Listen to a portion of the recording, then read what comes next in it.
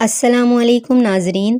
Retire major عادل راجہ کے انکشافات سے پتہ چلتا ہے کہ ہماری پاکستانی فوج میں جہاں اچھے سپاہی ہیں تو وہیں فوج میں برے سپاہی بھی موجود ہیں۔ اچھے سپاہی پاکستان کا اب بھی دفاع ہی کر رہے ہیں، لیکن برے سپاہی پاکستان کو نقصان پہنچانے میں لگے ہوئے ہیں۔ پاکستان کا دفاع کرنے والے گمنام سپاہیوں نے یہ بتایا ہے کہ مریم نواز اور نواز شریف ایک بہت بڑی میٹنگ کے لیے جنیوا گئے ہیں، جس کے بارے میں مریم نواز کا کہنا ہے کہ وہ اپنی سرجری کروانے گئی ہیں، لیکن اس کے برعکس گمنام سپاہیوں کا یہ کہنا ہے کہ سرجری کا تو صرف بہانہ ہے، اصل مقصد اس میٹنگ کا امریکہ کی اسٹیبلشمنٹ سے خفیہ میٹنگ کرنا ہے اور انہیں یہ بتانا ہے کہ ہم آپ کے غلام ہیں، ہمیں پاکستان کی حکومت دی جائے۔ گمنام سپاہیوں کا یہ بھی کہنا ہے کہ اس میٹنگ میں شہباز شریف اور بلاول بھٹو بھی جانے والے ہیں۔ گمنام سپاہیوں کا کہنا ہے کہ آصف علی زرداری نے بریگیڈیئر راشد نصیر کے ذریعے